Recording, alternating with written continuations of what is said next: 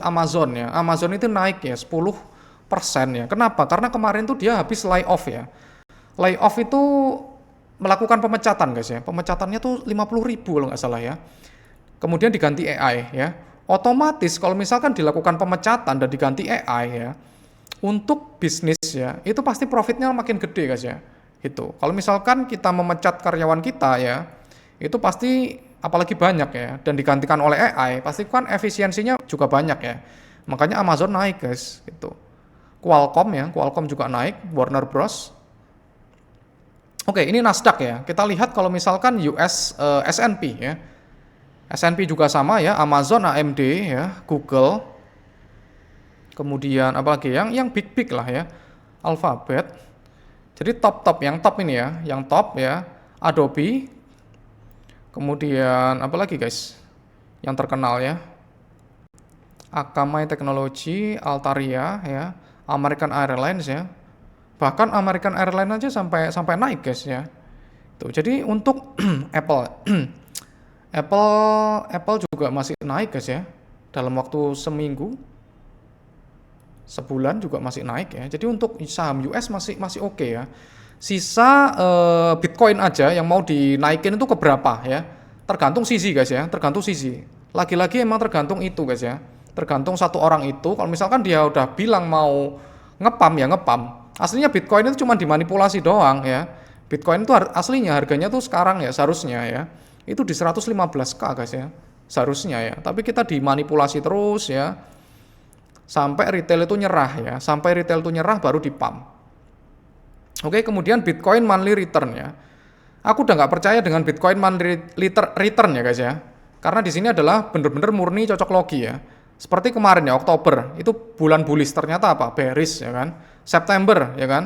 Ini bulan bearish ternyata apa? Plus 5% ya. Jadi kalian jangan percaya dengan analisa ini ya. Oke. Menurutku November masih bisa bull ya guys ya. Masih bisa bull. November guys ya. November dan juga Desember ini udah pertengahan ini ya hati-hati aja ya. Karena ini adalah last pump ya. Last pump itu sekarang ya. Oke. Jadi kalau dari chartnya ya nanti mungkin dibantu oleh Bang Wims ya. Dibantu oleh Bang Wims ya yang ahlinya ya, ahlinya. Oke. Kemarin sempat aku sampaikan ya, kalau misalkan ada dam yang seperti ini ya, itu kan banyak retail yang rungkat, bahkan whale kecil ya, itu juga banyak yang rungkat ya. Kalau misalkan hal ini terjadi ya, itu untuk pumpnya tuh nggak gampang guys ya, nggak cepet ya, pasti membutuhkan waktu ya. Ini buktinya aja kita nggak bisa melewati ini guys ya. Sangat tidak bisa melewati 115.000 ini ya. Jadi kita ya seharusnya ya di sini guys ya, range-nya ya. Kita sideways di sini ya. Bahkan nanti bisa jebol lagi ke bawah ya. Ini mirip seperti mana, Dok? Mirip seperti ini loh. Nah, ini. Juni 2025 ini juga mirip ya kan. Kita kasih indikator aja guys. Kasih indikator bull market support band, kemudian weekly ya kan.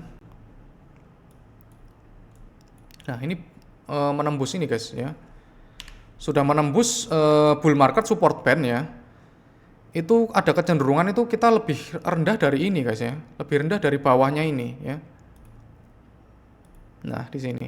Lebih rendah. Nah, ini bisa jadi ke 100 bisa jadi guys ya.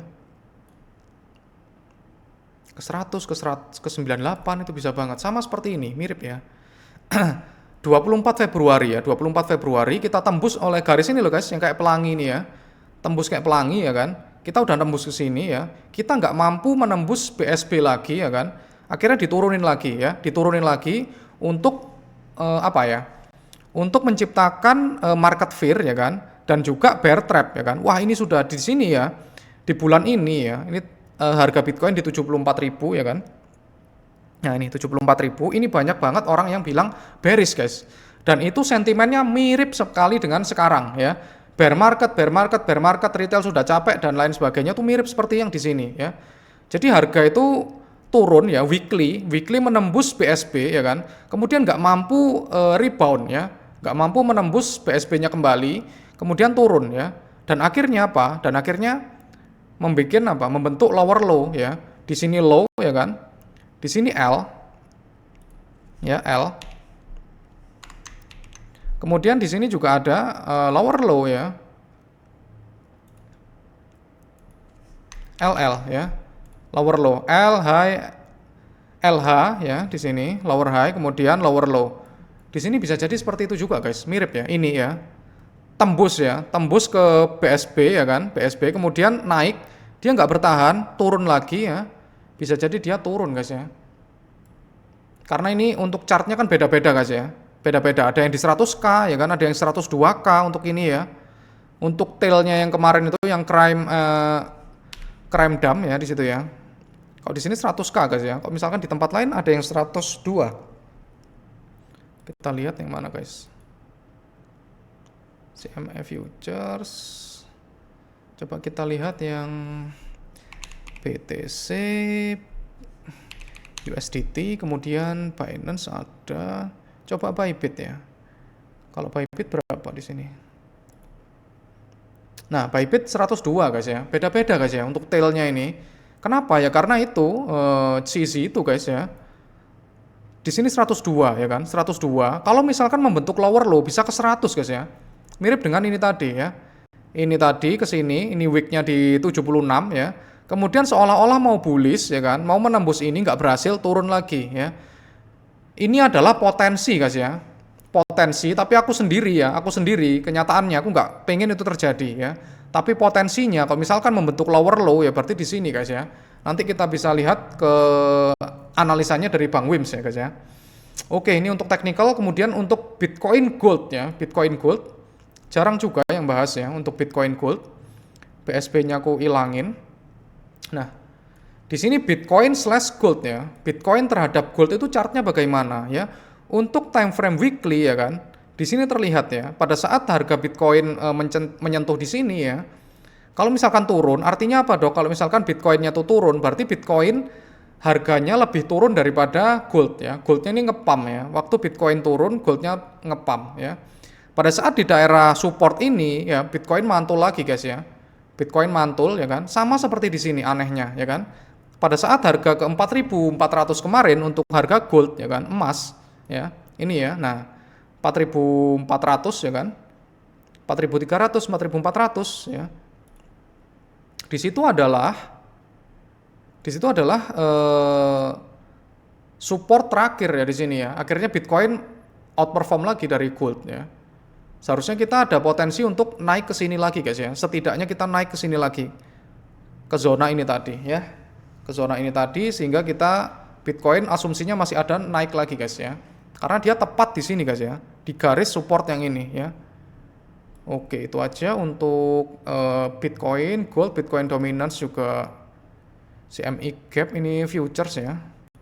CME futures bahkan lebih turun guys ya dari CME Gap. Yang di sini ya, nih CME gap-nya udah aku gambar. Oke, next-nya gimana? Bitcoin sudah. Ini tadi udah. Kesimpulannya nanti dulu. Oke ya. Di sini kalian bisa tanya ya, bisa tanya charting-charting ya.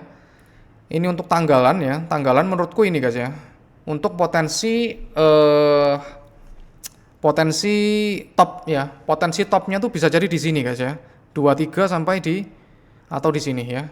Kemarin kita sudah berhasil menebak ya, walaupun kita nggak berhasil exit ya.